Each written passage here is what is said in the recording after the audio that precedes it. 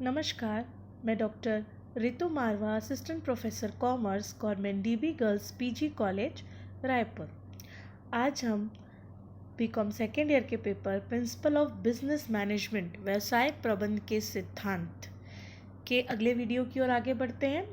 आज का जो हमारा टॉपिक है वो है निर्णयन, डिसीजन मेकिंग। इसके अंतर्गत आज हम निम्न टॉपिक्स पर डिस्कशन करेंगे, जो है निर्णयन का अर्थ, निर्णयन की प्रकृति और निर्णयों के प्रकार। अब हम देखते हैं सबसे पहले कि निर्णयन का अर्थ क्या होता है। Meaning of decision making.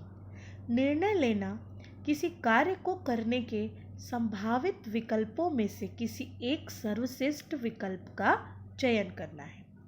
व्यावसायिक नियोजन लक्ष्यों, नीतियों, कार्यविधियों तथा विकल्पों में चयन करने की एक प्रक्रिया है और यह चयन करना ही प्रबंध की भाषा में निर्णय लेना कहलाता है।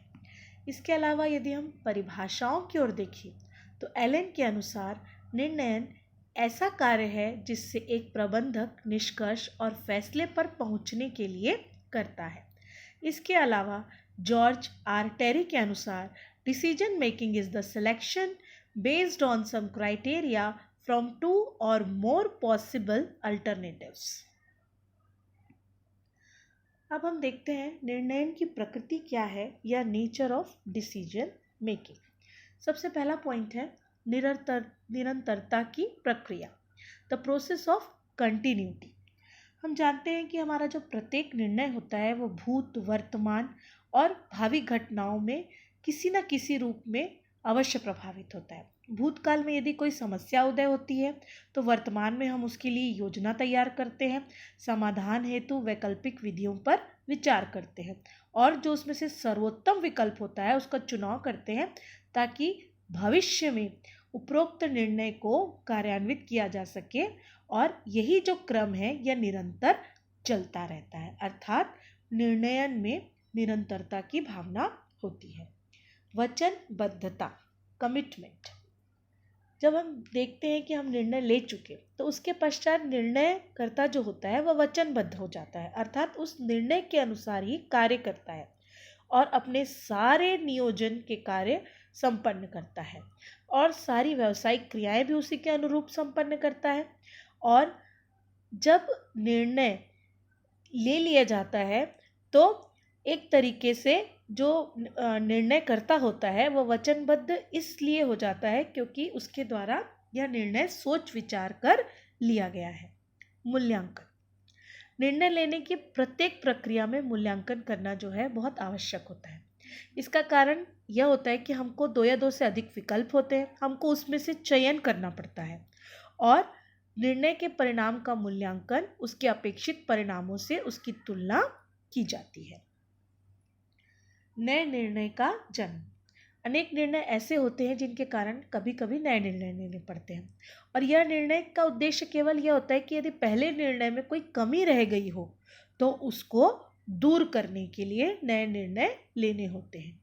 विवेकपूर्णता। निर्णय लेने की जो प्रक्रिया है वह एक मानसिक प्रक्रिया है।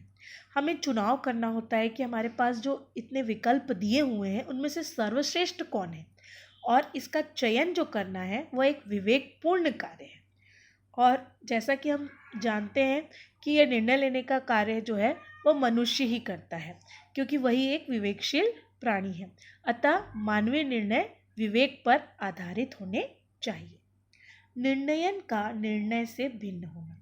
निर्णयन और निर्णय में भिन्नता होती है। वास्तव में निर्णयन निर्णय से भिन्न है।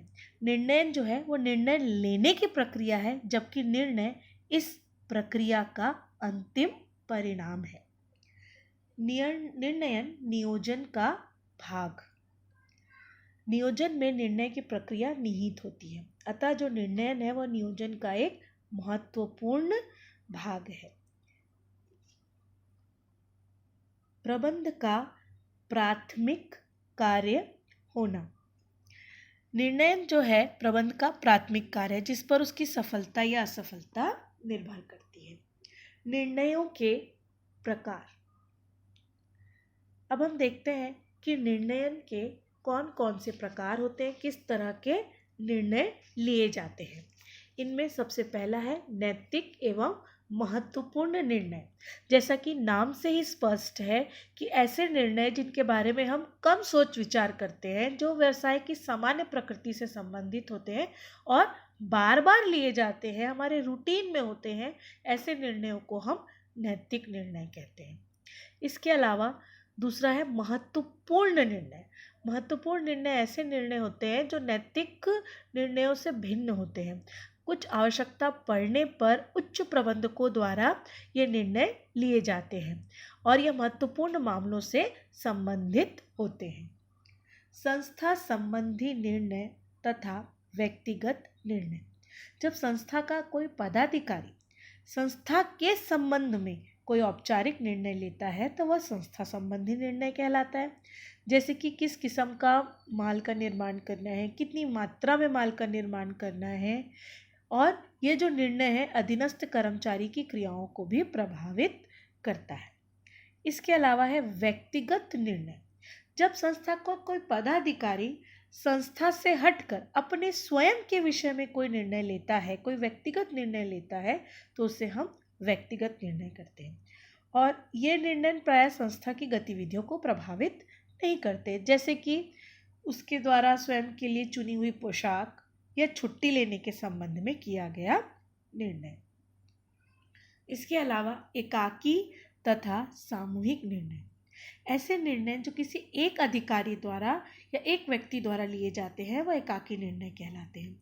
ऐसे निर्णयों में व्यक्ति और अधिकारी किसी दूसरे को सम्मिलित नहीं करता है और ऐसे निर्णय उन व्यवसायों में लिए जाते हैं जिनका आकार छोटा होता है और एक व्यक्ति का स्वामित्व होता है, उसका संपूर्ण नियंत्रण उस व्यवसाय में होता है और उसके ऐसे निर्णय में कोई व्यक्ति हस्तक्षेप भी नहीं कर सकता और उसे किसी का परामर्श लेने की आवश्यकता भी नहीं होती।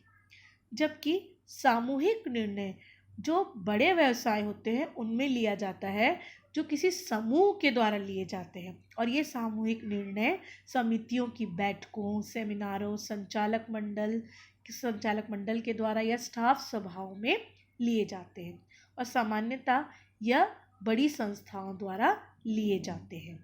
मैकफार्लैंड ने इसके लिए कहा है कि समूह द्वारा जो लिया गया निर्णय है वो एकाकी व्यक्ति द्वारा लिए गए निर्णय से अधिक अच्छा होता है। इसके अलावा हम देखेंगे निर्णय के प्रकार में आता है कार्यकारी, कार्यक्रमिक एवं अकार्यक्रमिक निर्णय। कार्यक्रमिक निर्णय जो होते हैं नैतिक एवं पुनरावृत्ति प्रकृति के होते हैं और इस प्रकार के निर्णय को लेने के लिए एक निश्चित प्रणाली का निर्धारण कर लिया जाता है। ये परिचालन कार्यविधियों एवं नीतियों में सन्निहित होते हैं। इसके अलावा जो अकार्यक्रमिक निर्णय हैं वह विशिष्ट उद्देश्यों के लिए गए निर्णय हैं और इन निर्णयों में अत्यधिक विवेक, रचनात्मकता एवं तर्क शक्ति की आवश्यकता होती है। यह निर्णय जो है उच्च प्रबंधकों के द्वारा लिए जाते हैं। आगे हम देखेंगे नीति, प्रशासकीय एवं कार्यकारी निर्णय। नीति निर्णय जो है उच्च प्रबंधकों द्वारा लिए जाते हैं और इनमें उपक्रम की भावी परियोजनाओं का चुनाव, संगठनात्मक संरचना, उत्पाद मूल्य व उत्पाद विविधीकरण, कर्मचारियों की नियुक्ति, पदोन्नति आदि नीतियों का निर्धारण किया जाता है। प्रशासकीय निर्णय वे निर्णय होते हैं जो नीति निर्णयों से कम महत्वपूर्ण होते हैं और सामान्यतः मध्य स्तर के प्रबंधकों के द्वारा लिए जाते हैं। इसके अलावा कार्यकारी निर्णय, ये वे निर्णय हैं जो कार्य करने वाले व्यक्तियों द्वारा कार्य करते समय ही ले लिए जाते हैं और यह निर्णय सामान्यतः प्रथम श्रेणी प्रबंध या परिचालन प्रबंध से संबंध रखते हैं। इसके अलावा उपक्रम के निर्णय, अंतर विभागीय निर्णय तथा विभागीय निर्णय। उपक्रम के निर्णय ऐसे निर्णयों से संबंधित हैं जो उच्चतम प्रबंधक द्वारा लिए जाते हैं और जिनका समूचे उपक्रम पर व्यापक प्रभाव पड़ता है और इन निर्णयों का अनुकरण उपक्रम के सभी कर्मचारियों विभागों को करना पड़ता है। अंतर विभागीय निर्णय वे होते हैं जो कि उनसे प्रभावित होने वाले विभागीय प्रबंधकों के सहयोग से नियंत्रणकर्ता प्रबंधक द्वारा लिए जाते हैं। इसके विपरीत संबंधित विभागीय प्रबंधक द्वारा अपने विभाग के कार्यकलापों के संबंध में भी निर्णय लिए जाते हैं, जिसे हम विभागीय निर्णय कहते हैं। इसके अलावा निपुण तथा व्यूह रचना निर्णय। निपुण निर्णय वे होते हैं जो सरलता से किंतु अनुभव के आधार पर लिए जाते हैं। ये सामान्य प्रकृति के होते हैं। और इसके विपरीत व्यूह रचना संबंधी निर्णय वे होते हैं जो अपने प्रतियोगी संस्था अथवा संस्थाओं को मात देने के लिए गुप्त रूप से लिए जाते हैं। इसे बाहरी व्यूह रचना भी कहते हैं। ये आंतरिक भी हो सकते हैं और ये सभी उपक्रम के भविष्य को प्रभावित करते हैं। इसके अलावा अनौपचारिक तथा नियोजित निर्णय। अनौपचारिक निर्णय, जैसा कि आपको नाम से ही स्पष्ट हो रहा है कि ये वे निर्णय हैं जिसके लिए कोई औपचारिक अथवा आधिकारिक योजना नहीं होती। ये तो अवसर अथवा विशिष्ट परिस्थिति होने पर ले लिए जाते हैं और इस प्रकार के जो निर्णय हैं वह सहज ज्ञान से ले लिए जाते हैं और निर्णय लेने की तत्कालता इसका प्रमुख लक्षण होता है। इसके विपरीत नियोजित निर्णय वे होते हैं जो किसी निश्चित योजना पर आधारित होते हैं, अर्थात ये ठोस तथ्यों पर आधारित होते हैं और इनमें औपचारिकता बरती जाती है। धन्यवाद।